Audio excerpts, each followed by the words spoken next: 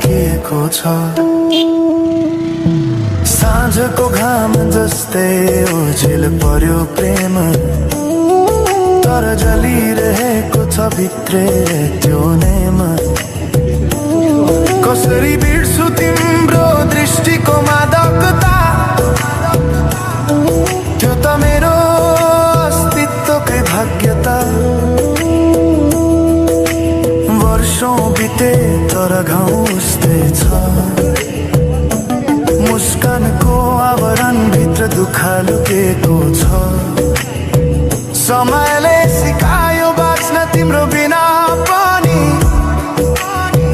तर मन